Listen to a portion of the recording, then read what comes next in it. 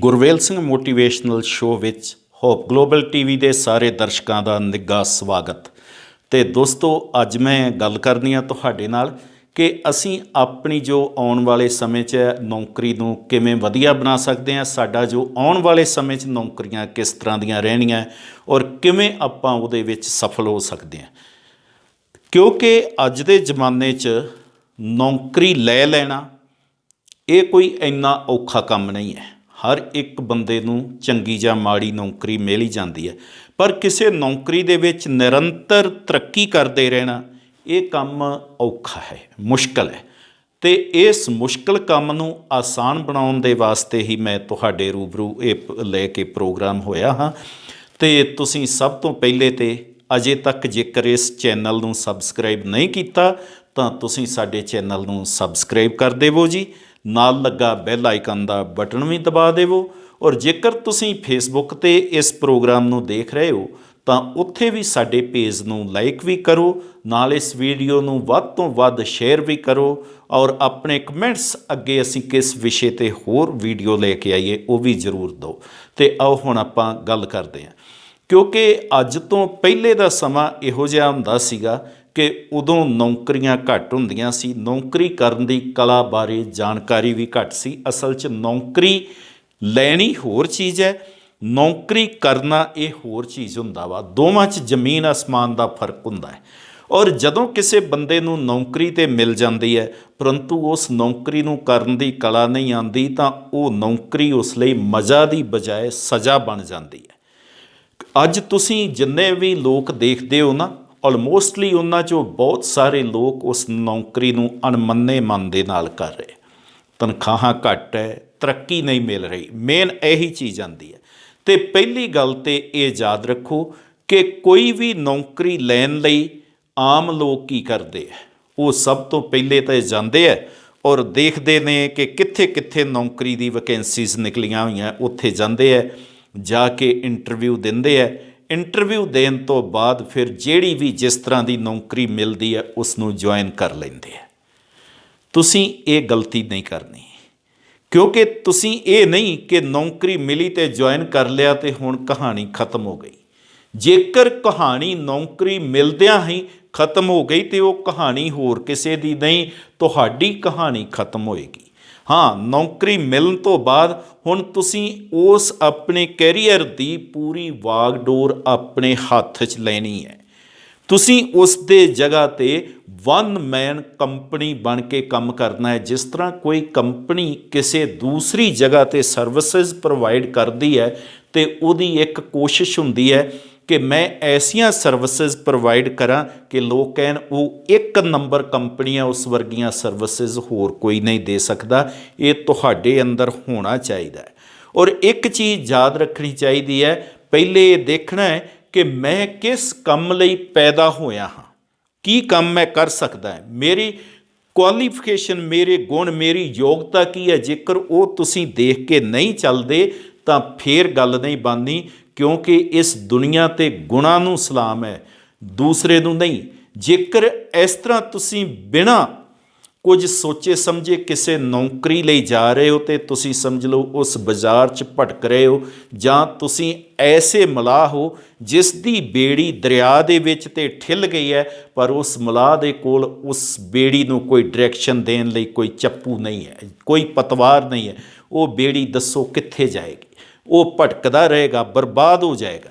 ਐਸੀ ਹੀ situation ਬਣ ਜਾਂਦੀ ਹੈ। ਨਹੀਂ ਤਾਂ ਮੈਂ ਇੱਕ ਐਗਜ਼ਾਮਪਲ ਦਿੰਦਾ ਹੈ। ਰੋਪੜ ਦੇ ਲਾਗੇ ਮੈਂ ਸੈਮੀਨਾਰ ਲਈ ਗਿਆ ਹੋਇਆ ਸੀ ਅਤੇ ਉਸ ਜਗ੍ਹਾ 'ਤੇ ਮੈਨੂੰ ਇੱਕ ਲੜਕੀ ਮਿਲੀ। ਉਸ ਲੜਕੀ ਨੂੰ ਮੈਂ ਪੁੱਛਿਆ ਕਿ ਵੀ ਤੁਸੀਂ ਕੀ ਨੌਕਰੀ ਕਰਦੇ ਹੋ? ਕਹਿੰਦੀ ਸਰ ਮੈਂ ਨੌਕਰੀ ਲਈ ਅਜੇ ਥੋੜ੍ਹੇ ਦਿਨ ਪਹਿਲਾਂ ਹੀ ਪੁਲਿਸ ਦੀ ਭਰਤੀ ਦੇਖ ਕੇ ਆਈ ਹਾਂ, ਕਾਂਸਟੇਬਲ ਦੀ ਭਰਤੀ। ਅਤੇ ਮੈਂ ਕਿਹਾ ਤੁਹਾਡੀ ਕੁਆਲੀਫਿਕੇਸ਼ਨ ਕੀ ਹੈ? ਕਹਿਣ ਲੱਗੀ ਸੀ ਮੈਂ PhD ਕੀਤੀ ਹੋਈ ਹੈ। ਹੁਣ PhD ਕਰਕੇ ਉਹ ਲੜਕੀ ਹੈ ਜਿਹੜੀ ਨੌਕਰੀ ਲੱਭ ਰਹੀ ਹੈ ਇੱਕ ਕਾਂਸਟੇਬਲ ਦੀ।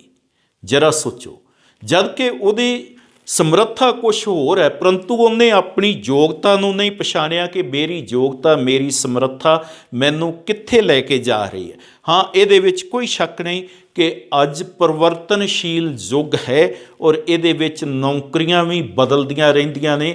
ਕੋਈ ਨੌਕਰੀ ਹੈ ਜਿਹੜੀ ਤੁਹਾਡੀ 2 ਸਾਲ ਜਾਂ ਇਸ ਤੋਂ ਕੁਝ ਵੱਧ ਚੱਲ ਸਕਦੀ ਹੈ। ਵੈਸੇ ਤਾਂ ਹਰ ਬੰਦੇ ਨੂੰ ਜੇਕਰ ਉਸਨੇ 20 ਸਾਲ 25 ਸਾਲ ਤੋਂ ਲੈ ਕੇ 60 ਸਾਲ ਤੱਕ ਕੰਮ ਕਰਨਾ ਹੈ ਤੇ ਇੰਨੇ ਟਾਈਮ 'ਚ ਉਸ ਨੂੰ ਲਗਭਗ 10-15 ਅਲੱਗ-ਅਲੱਗ ਪੋਸਟਾਂ 'ਤੇ ਕੰਮ ਕਰਨਾ ਪਏਗਾ।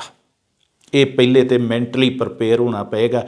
ਇਹ ਜ਼ਮਾਨੇ ਗਏ ਕਿ ਜਦ ਇੱਕ ਬੰਦਾ ਟਾਈਪਿਸਟ ਦੀ ਨੌਕਰੀ ਸ਼ੁਰੂ ਕਰਦਾ ਸੀ ਤੇ ਟਾਈਪਿਸਟ ਹੀ ਰਿਟਾਇਰਡ ਹੋ ਜਾਂਦਾ ਸੀ। ਹੁਣ ਇਹ ਨਹੀਂ ਹੈ। ਔਰ ਇੱਕ ਬੰਦੇ ਨੂੰ ਹੋ ਸਕਦਾ ਹੈ ਕਿ ਆਪਣੀ ਜ਼ਿੰਦਗੀ ਦੇ ਵਿੱਚ ਘੱਟੋ ਘੱਟ ਜ਼ਿਆਦਾ ਨਹੀਂ ਤੇ 6 ਕੰਪਨੀਆਂ ਦੇ ਵਿੱਚ ਕੰਮ ਕਰਨਾ ਪਵੇ। ਉਹ ਵੀ ਬਦਲਦੀਆਂ ਪੈਣੀਆਂ ਕਿਉਂਕਿ ਬਾਜ਼ਾਰ ਦੇ ਵਿੱਚ ਇਹ ਸਿਚੁਏਸ਼ਨ ਹੈ। ਜ਼ਰੂਰੀ ਨਹੀਂ ਕਿ ਤੁਸੀਂ ਇੱਕ ਥਾਂ 'ਤੇ ਟਿਕੇ ਰਹਿ ਸਕੋ। ਜੇ ਇੱਕ ਥਾਂ 'ਤੇ ਟਿਕੇ ਰਹੋਗੇ ਤੁਹਾਡੀ ਗਰੋਥ ਘੱਟ ਹੋਵੇਗੀ। ਹੋ ਸਕਦਾ ਹੈ ਕਿ ਉਸ ਜਗ੍ਹਾ ਤੋਂ ਜਦੋਂ ਤੁਸੀਂ ਕਿਸੇ ਦੂਸਰੀ ਕੰਪਨੀ 'ਚ ਜਾਓ, ਜੇ ਤੁਹਾਡੇ ਅੰਦਰ ਕਾਬਲੀਅਤ ਹੈ, ਜੇ ਤੁਹਾਡੇ ਅੰਦਰ ਗੁਣ ਹੈ ਤੇ ਦੂਸਰੀ ਕੰਪਨੀ ਜੋ ਤੁਹਾਡੀ ਸੜਕ ਤੋਂ ਪਾ ਰਹੀ ਹੈ ਉਹ ਤੁਹਾਨੂੰ ਡਬਲ ਤਨਖਾਹ ਦੇ ਦੇਵੇ, ਕਿਉਂਕਿ ਇਹ ਜ਼ਰੂਰੀ ਹੈ ਨਾ। ਔਰ ਜੇਕਰ ਡਬਲ ਤਨਖਾਹ ਦੇਵੇਗੀ ਤਾਂ ਉਹ ਤੁਹਾਡੇ ਅੰਦਰ ਦੀ ਯੋਗਤਾ ਨੂੰ ਵੀ ਉਸ ਤੋਂ ਜ਼ਿਆਦਾ ਦੇਖੇਗੀ। ਹੁਣ ਕੰਪਨੀਜ਼ ਹੈ ਜੋ ਉਹ ਤੁਹਾਨੂੰ ਰੱਖਣ ਤੋਂ ਪਹਿਲੇ ਵੀ ਤੁਹਾਡੀ ਯੋਗਤਾ ਅਟੈਂਡ ਕਰਦੀਆਂ।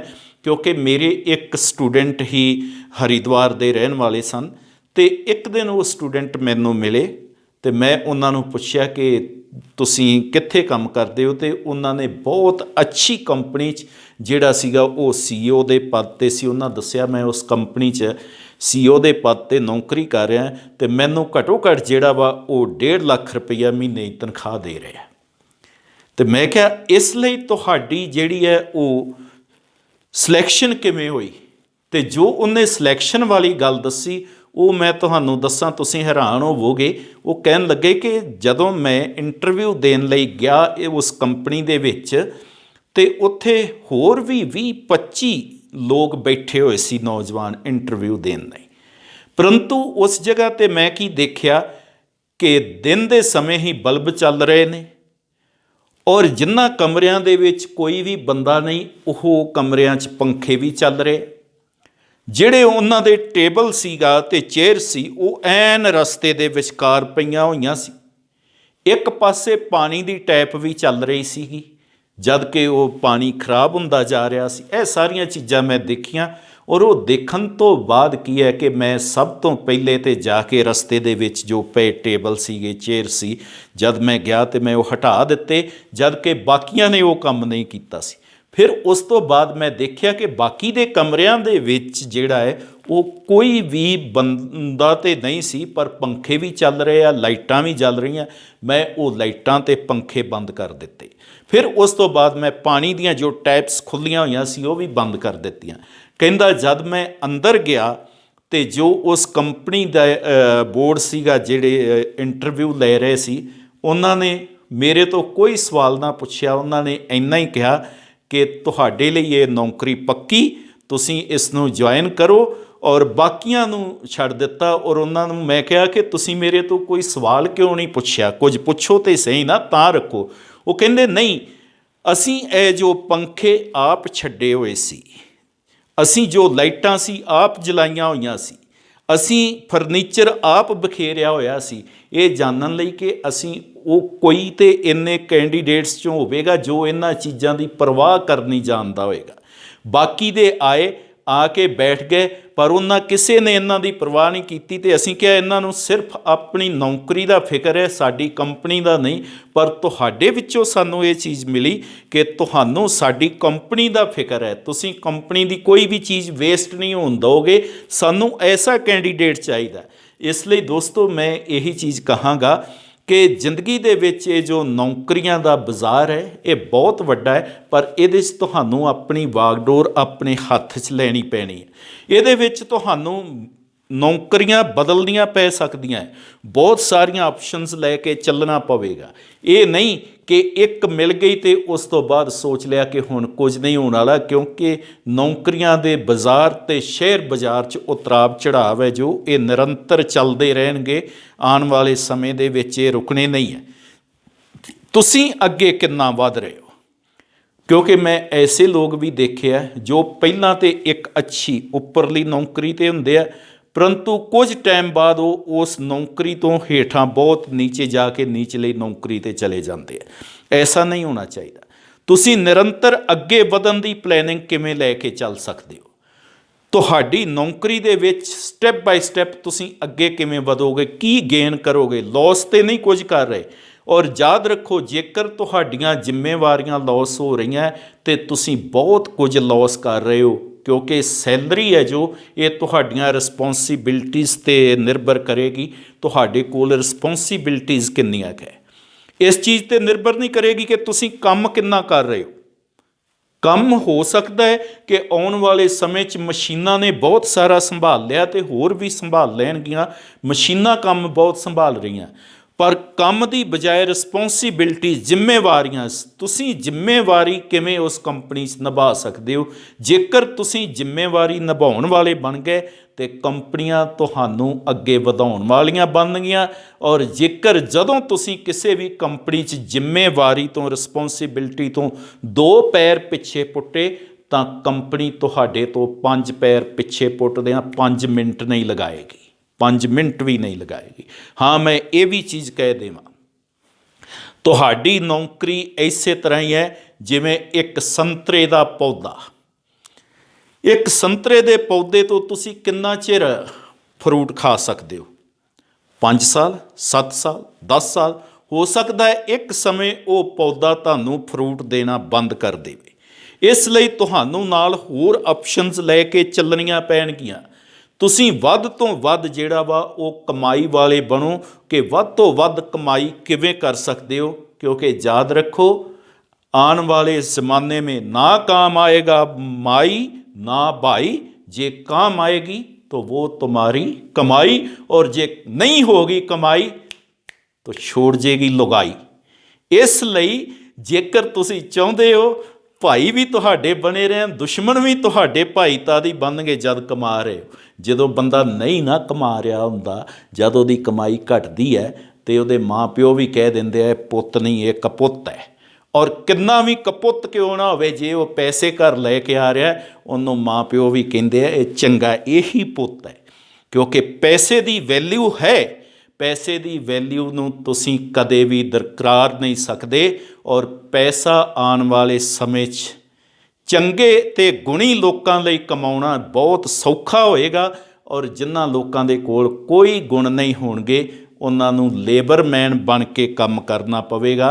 और लेबरमैनस की जो हालत हुंदी है करोना के समय तुसीं देखी है कि विचारियां दे 15 दिन दे विच पीपे खाली हो गए सी, और 21 दिन हुंदियां हुंदियां वो अपनी जगह छड्ड के घरां नूं भुखे मरदे तुर पए सी। ये लॉकडाउन दे विच ये सिचुएशन आई तुसीं देखी है। और अज दी तरीक विच भी आ करोना दे नाल पॉजिटिव जिन्ने केस आ रहे हैं उन्हां च मैक्सीमम 75% है जिहड़े वो लेबरमैनस दे जो गरीब लोग रहिंदे आ उन्हां दे है। जो महिलां च रहन वाले है उन्हां दे केस घट ने, क्योंकि उन्हां दे घरां च दाने हैगे आ, वो सेफ्टी रख सकते हैं। पर गरीब की करेगा, गरीब तो हर जगह मरेगा। गरीबी तो वड्डा कोई पाप नहीं। और इस गरीबी नूं तुसीं दूर करना नौजवानों, इसलिए ये वीडियो तुहाडे वास्ते है। और जेकर तुहानूं ये वीडियो चंगी लगी है इसनूं यूट्यूब ते लाइक भी जरूर करो, पेज नूं साडे चैनल नूं सबसक्राइब भी करो, और नाल लगा बैल आइकन दा बटन भी दबा देवो। फेसबुक ते भी साडे पेज नूं लाइक कर देवो। और इस वीडियो नूं वध तो वध कमेंट करो, शेयर करो ताकि वध तो वध लोगों तक पहुँचे। और तुसीं ये वीडियो किहो जी लगी अपने व्यू भी साडे नाल कमेंट्स बॉक्स 'च जरूर शेयर करो, उन्हां दी सानूं उਡੀਕ रहिंदी है। तो फिर मैं एक होर नवी वीडियो लैके तुहाडे बड़ी जल्दी रूबरू होवांगा। तद तक लई आदाब, नमस्कार, सत श्री अकाल। वाहिगुरू जी का खालसा, वाहिगुरू जी की फतेह।